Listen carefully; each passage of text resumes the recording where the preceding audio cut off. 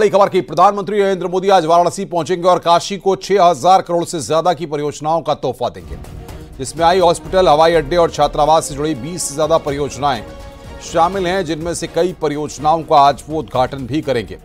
PM Modi के स्वागत के लिए काशी को दुल्हन की तरह सजाया गया है। पीएम मोदी बच्चों को भी तोहफा देने जा रहे हैं। ओवरब्रिज के नीचे खाली जमीन पर गेमिंग जोन बनाया गया है। 100 मीटर लंबा गेमिंग जोन बनाया गया है, जिसमें बच्चे शतरंज, कैरम, टेबल टेनिस खेल सकेंगे। सुविधाओं से लैस 100 मीटर का गेमिंग जोन है। तो बड़ी खबर यहां पर हम आपको बता रहे हैं, सिगरा स्टेडियम का लोकार्पण करेंगे यहां पर प्रधानमंत्री। शंकरा आई हॉस्पिटल का उद्घाटन करेंगे। प्रधानमंत्री का काशी का यह दौरा है। सुरक्षा के कड़े इंतजाम यहां पर किए गए हैं। तो बड़ी खबर इस वक्त हम आपको बता रहे हैं,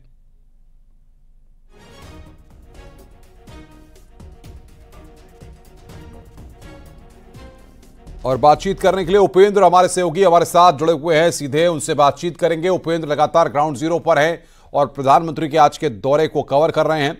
उपेंद्र, बताइए क्या तस्वीरें, कितने बजे प्रधानमंत्री पहुंचेंगे, क्या तैयारियां हैं, किस तरीके के इंतजाम किए गए हैं और सुरक्षा का कितना कड़ा पहरा है?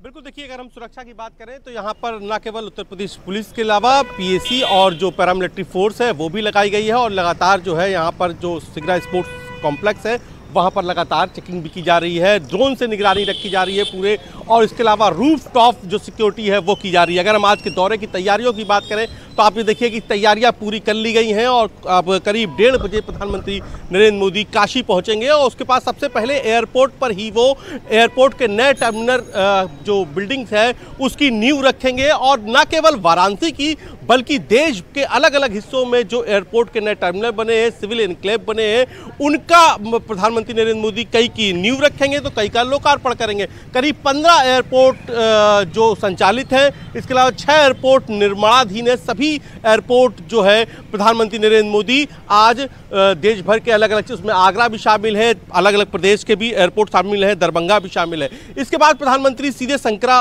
आई हॉस्पिटल पहुंचेंगे, और शंकरा आई हॉस्पिटल पहुंचने के बाद प्रधानमंत्री नरेंद्र मोदी वहां पर उस हॉस्पिटल का शुभारंभ करेंगे। श्री काशी कामकोटी पीठम की ओर से यह हॉस्पिटल बनाया गया है, और उस मौके पर काशी कामकोटी पीठम के जो शंकराचार्य विजयेंद्र सरस्वती वो भी मौजूद रहेंगे। और वहां से एक छोटी सी जनसभा के बाद प्रधानमंत्री नरेंद्र मोदी इसी वाराणसी स्पोर्ट्स कॉम्प्लेक्स पहुंचेंगे, और यहां से प्रधानमंत्री नरेंद्र मोदी काशी को करीब 3300 करोड़ की, और अगर पूरे देश की बात करें तो जो आज 6700 करोड़ की योजनाओं का तोहफा देंगे प्रधानमंत्री नरेंद्र मोदी। तो इस वक्त लगातार जो है तैयारियों का जायजा ले रहे हैं पुलिस अफसर हो, चाहे वो अन्य प्रशासनिक अधिकारी हो। लोगों से हम बात कर लेते हैं कि कितना बड़ा अचीवमेंट है ये स्पोर्ट्स कॉम्प्लेक्स के रूप में, कितना बड़ा अचीवमेंट आप लोगों को मिला है, कितनी बड़ी आज आप लोगों को तोहफा मिलने जा रहा है? निश्चित ही हमारे देश के यशस्वी प्रधानमंत्री और काशी के सांसद जब भी काशी आते हैं तो तमाम ऐसी विकास योजनाओं का उन्हें एक अंबार सा लगता है।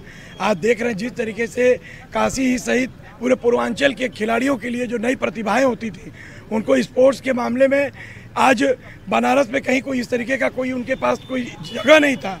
इस तरीके से आज प्रधानमंत्री इंडोर गेम के लिए जो ये आज कॉम्प्लेक्स का उद्घाटन करने जा रहे हैं, निश्चय ही आने वाले भविष्य को और आने वाले खिलाड़ियों को एक अच्छा अवसर मिलने जा रहा है। Shankara eye hospital, sports complex, इसके अलावा जो आपका एयरपोर्ट है अब उसका विस्तारीकरण की भी आज प्रधानमंत्री नींव रखेंगे। देश के अलग अलग एयरपोर्ट्स के भी विस्तारीकरण की नींव रखेंगे। कई के टर्मिनल बन गए हैं। कि तमाम सारी योजनाएं किसी शहर को कैसे आगे बढ़ाती हैं? देखिए, जन सुविधा बढ़ेगा तो शहर के लोगों को ही सुविधा उसमें होगी, तो इससे उनको लाइफ स्टाइल चेंज होता है, लोग आगे बढ़ने का मौका मिलता है। अभी बनारस में छोटे छोटे स्पोर्ट के लिए कोई सुविधा नहीं थी, अब मल्टी स्पोर्ट के लिए यहाँ व्यवस्था हो गई है, तो नए नए खिलाड़ी यहाँ से उभरेंगे और फिर अपने के मानक पर ही सारे यहाँ पर खेल के लिए न केवल प्रशिक्षण है बल्कि यहाँ पर कोचिंग भी होगी। कोचिंग के साथ यहाँ हॉस्टल्स बनाए गए हैं, गर्ल्स एंड बॉयज दोनों का अलग अलग। कितने अभी तक जो बहुत बड़े कुछ स्पोर्ट्स होते थे, क्रिकेट को छोड़ दे तो वो बहुत बड़े स्पोर्ट्स होते थे, उसके लिए बाहर जाना पड़ता था। अब अंतर्राष्ट्रीय मानकों पर स्विमिंग पूल भी यहाँ पर है, वॉलीबॉल है, लगभग जो ओलंपिक्स में खेले जाते हैं वो सभी खेल से।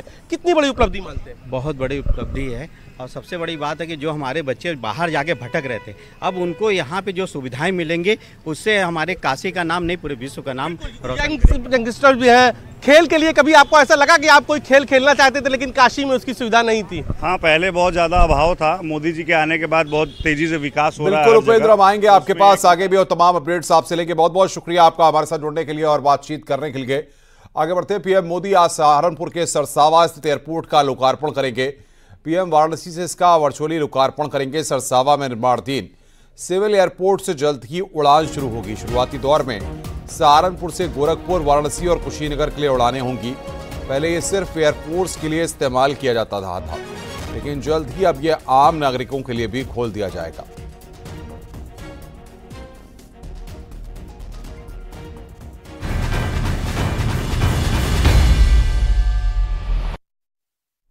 आगे बढ़ते हैं, बहराइच में हिंसा, आगजनी और हत्याकांड के आरोपियों के घर पर कल बुलडोजर चल सकता है।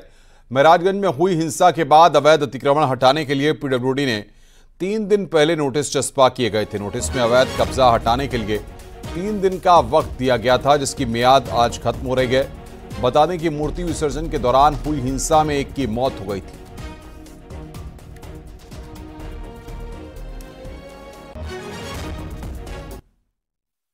महाराजगंज में दंगा करने वालों के घर पर नोटिस चस्पा की गई है। जिन लोगों ने बवाल किया था और मूर्ति विसर्जन के दौरान हंगामा किया था, ये घर हामिद का है जो मुख्य आरोपी है, उसके बगल में भी और मकान है।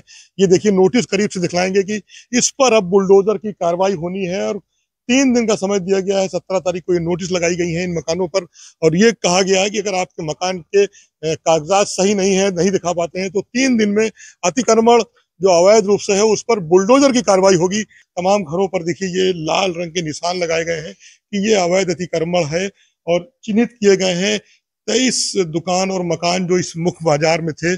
प्रशासन ने वहां पर नोटिस चस्पा की है। नोटिस लगा दी ना घर तोड़ेगी तो बताओ साहब कहाँ जाए योगी जो हमारा घर का है तोड़े हम गरीब आदमी मोल लेके तो जमीन बनवा रहे थे, कहाँ है न घर है न खेत है न कुछ है। मैं कहाँ जाऊँ, मेरे बच्चे नाल मुँह मर रहे हैं, मैं कहाँ जाऊँ, सड़क पे आ जाएंगे, मैं हम लोग कहाँ चले जाए। बहराइच एनकाउंटर के सवाल पर अभिनेता रजा मुराद ने पुलिस एक्शन का समर्थन किया। उन्होंने कहा कि दोषियों पर कार्रवाई होनी चाहिए, चाहे दोषी किसी भी मजहब का क्यों ना हो।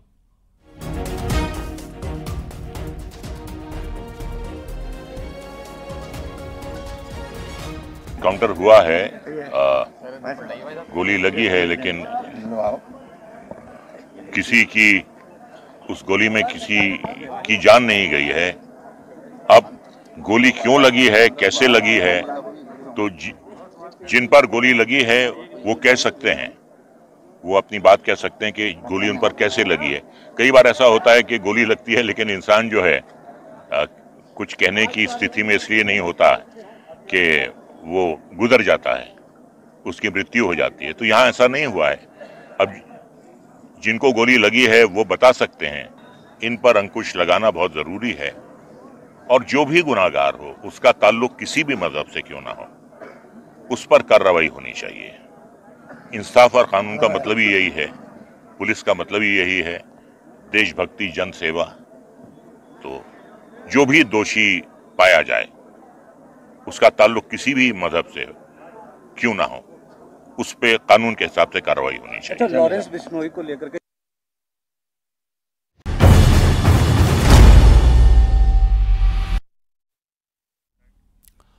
रामपुर में अवैध संबंधों के शक में महिला सिपाही की हत्या कर दी गई। 2 दिन पहले मुरादाबाद के थाना कटघर क्षेत्र में महिला सिपाही की सिर कटी लाश मिली थी। पुलिस ने मृत महिला के पति को हिरासत में लिया है। मृत महिला और उसका पति दोनों बिजनौर जिले के रहने वाले हैं और उत्तर प्रदेश पुलिस में सिपाही हैं। मृत महिला रामपुर के महिला थाने में हेड कांस्टेबल के पद पर तैनात थी। रामपुर पुलिस ने मृत महिला सिपाही के पति और उसके बहनोई को हिरासत में लिया है। पति ने रामपुर में महिला सिपाही की गुमशुदगी दर्ज कराई थी, जबकि महिला के परिजनों ने उसके पति के खिलाफ मुकदमा दर्ज कराया गया था।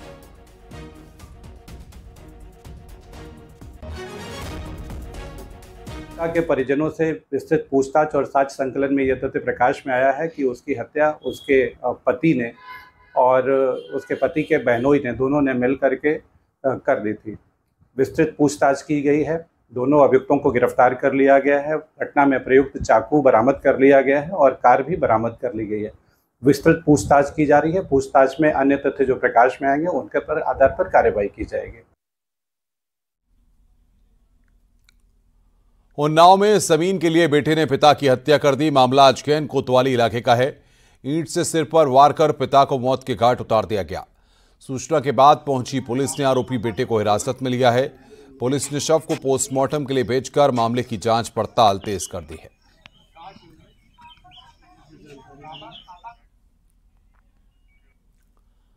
खबर आगरा से। ठेकेदार के यहां पर डकैती हुई है। 5 से 6 बदमाशों ने घर में घुसकर हथियार के बल पर लूटपाट की है। विरोध करने पर परिवार के लोगों को पीटा भी गया है। 2 लाख कैश, 4 से 5 लाख के जेवर लेकर बदमाश फरार हो गए। सूचना के बाद पहुंची पुलिस मामले की जांच पड़ताल में जुटी है। धटना उचरई गांव की घटना है।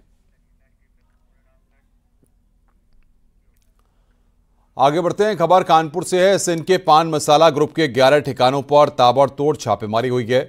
एसएनके पान मसाला ग्रुप के खिलाफ सीजीएसटी की डीजीजीआई विंग ने कार्रवाई की है। 50 करोड़ से ज्यादा के टैक्स चोरी का अनुमान है। 2 दिन की कार्रवाई में कई दस्तावेज, डिवाइस जब्त किए गए हैं। दिल्ली, लखनऊ से आए 70 से अधिक अफसरों की टीमें देर रात तक जांच पड़ताल में जुटी रहीं। सूत्रों के मुताबिक फर्म में बड़े पैमाने पर उत्पादन, ट्रांसपोर्टेशन, बिक्री का लेखा जोखा जीएसटी विभाग को नहीं दिखाया जा रहा था। पनकी में फैक्ट्रियां, स्वरूपनगर, रतनलाल नगर और घर में अलावा कारोबारी के भाई के पान मसाला का रैपर तैयार करने वाली 2 फैक्ट्रियों को भी सील कर दिया गया है। और बातचीत करने के लिए हमारे साथ जुड़ रहे हैं हमारे संवाददाता अमित गंजू फोन लाइन पर, जो इस खबर पर बड़ी बारीकी के साथ नजर बनाए हुए हैं। अमित, क्या अपडेट मिल रहा है आपको? कब से ये कार्रवाई शुरू हुई थी और अब तक क्या निकलकर सामने आया है? देखिए, मैं आपको बताना चाहूंगा कि कर पंचना की सूचना पर जहां एक और डीजीजीआई की जो टीम है उसने कानपुर में फ्राइडे को एक साथ कानपुर, दिल्ली, लखनऊ और ऐसे 11 जगहों पर एक साथ छापेमारी की कार्रवाई शुरुआत की। अगर बात की जाए डीजीआई की तो पान मसाला समूह एसएनके ग्रुप एक समूह है जिसपे सेंट्रल जीएसटी डीजीआई की विंग ने लगातार कार्रवाई की। 50 करोड़ से ज्यादा का मामला, टैक्स चोरी का मामला अनुमान माना जा रहा है। बोगस कंपनियों का भी तमाम चीजें सामने निवर के आई हैं। अगर एसएनके कंपनी की बात की जाए 11 प्रतिष्ठानों पर एक साथ ये कार्रवाई हुई है। 2 दिन से लगातार ये कार्रवाई चालू है। दिल्ली, बॉम्बे, लखनऊ के 70 से ज्यादा अधिकारी कर्मचारी इसमें मौजूद हैं, जो कानपुर की फैक्ट्री पंकी, दादा नगर, उद्योग कुंज, रतनलाल नगर, स्वरूप नगर, आर नगर में, और यहाँ तक कि इनसे जुड़े हुए लोगों के यहाँ भी छापेमारी चल रही है। खासकर उन लोगों के साथ भी जिनके इनके बिजनेस रिलेशंस हैं, बिजनेस टर्म्स हैं या बिजनेस का ट्रांजेक्शन, उनके भी दस्तावेज खंगाले जा रहे हैं। इन सब के बीच अगर अधिकारियों की माने या सूत्रों की माने तो खुफिया टीम के रडार पर पिछले काफी समय से ये थे और लगातार उत्पादन, ट्रांसपोर्टेशन, बिक्री का हिसाब नहीं दे पा रहे थे। डीजीजीआई विंग की लगातार ये तीसरे दिन भी आज भी छापेमारी जारी है। छापेमारी के दौरान टीम को टैक्स चोरी के कई अहम जानकारियां भी मिली हैं। अगर असेसमेंट की भी बात नहीं की जा रही है, मगर अधिकारी लगातार कार्रवाई में जुटे हैं। ये 2021-2022 में जब जहां डीजीआई का छापेमारी हुई थी तो वहीं एक बार 2 वर्ष बाद एक बार फिर से ये छापेमारी हुई और लगातार ये कार्रवाई जारी है। ऐसा माना जा रहा है कि अभी तमाम ऐसे बहुत बहुत शुक्रिया अमित आपका हमारे साथ जुड़ने के लिए और बातचीत करने के लिए।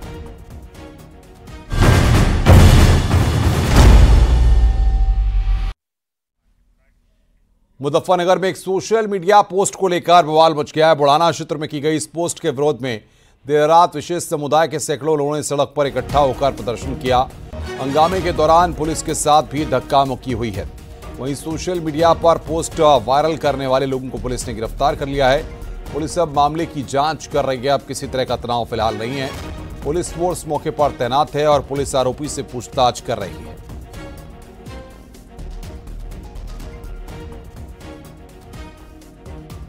जिस कमेंट से एक धार्मिक समुदाय की जो भावनाएं हैं वो आहत हुई हैं, ये सूचना पाते ही तत्काल इसमें जो है 15 से 20 मिनट के अंदर अंदर ही उस व्यक्ति को थाना बुढ़ाना द्वारा गिरफ्तार कर लिया गया था।